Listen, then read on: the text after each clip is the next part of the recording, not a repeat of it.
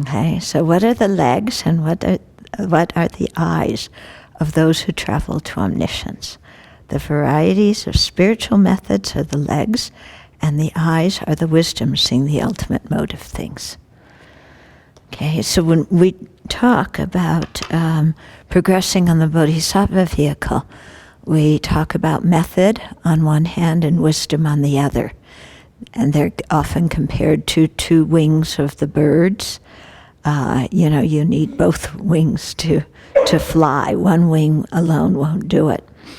So the method side of the path refers to generating renunciation, generating bodhicitta, and then the bodhisattva deeds of generosity, ethical conduct, fortitude.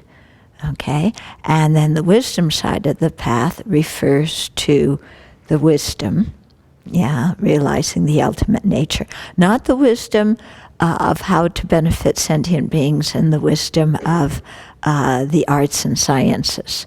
Those go into the method side. Okay, because remember last week in the Easy Path teachings we talked about those three kinds of wisdom. So not all of them belong in the wisdom side. Yeah. And then shamatha, or serenity, meditative stabilization, usually goes with wisdom, but it can also go with method.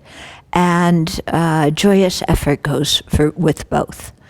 So there you have the six perfections divided between wisdom and method.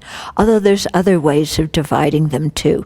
Some other scholars say that the first five are method and the last one is wisdom, giving the analogy of the method ones are, like here, like the legs, and then the wisdom can see where you're going. So you need both to be able to have the mode of moving and the eyes to know where you're going. Otherwise, you'll either go around in circles or you will stand still. Yeah. So we need both of them. So there's different ways of dividing up the six perfections between method and wisdom. In any case, both method and wisdom are important and are necessary, and they need to be combined.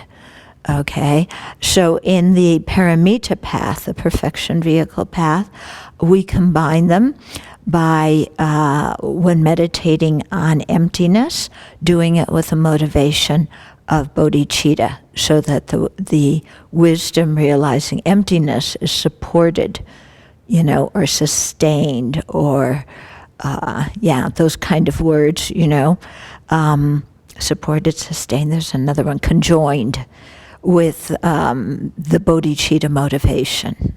Okay, and then you conjoin the wisdom with the method, or use wisdom to support the method side when you're doing different bodhisattva actions.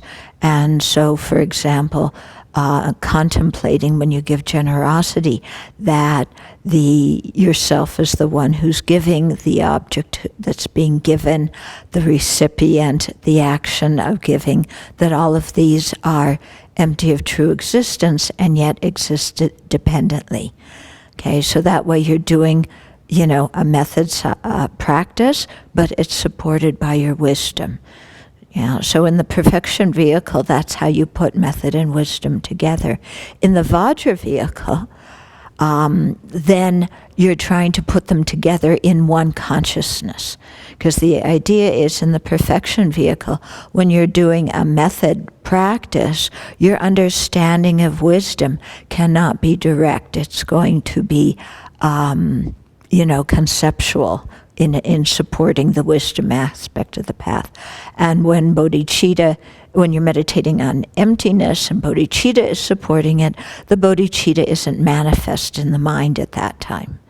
Okay? So in the perfection vehicle path, you can't have method and wisdom manifest in the mind at the same time and until you attain Buddhahood.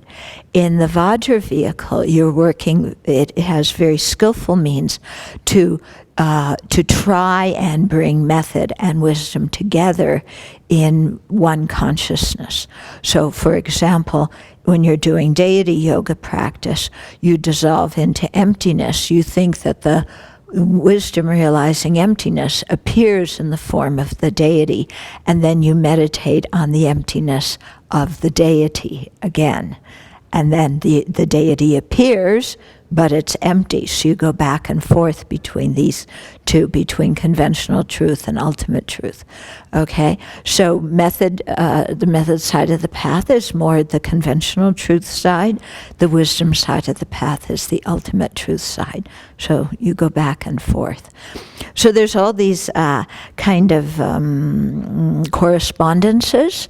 Yeah, you start out with conventional truth and ultimate truth as the basis.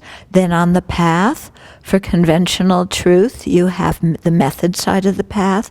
And for the ultimate truth, you have the wisdom side of the path.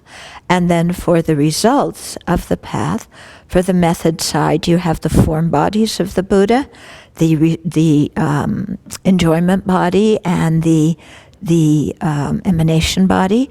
And for the wisdom side of the path, you have the Dharma body, Dharmakaya.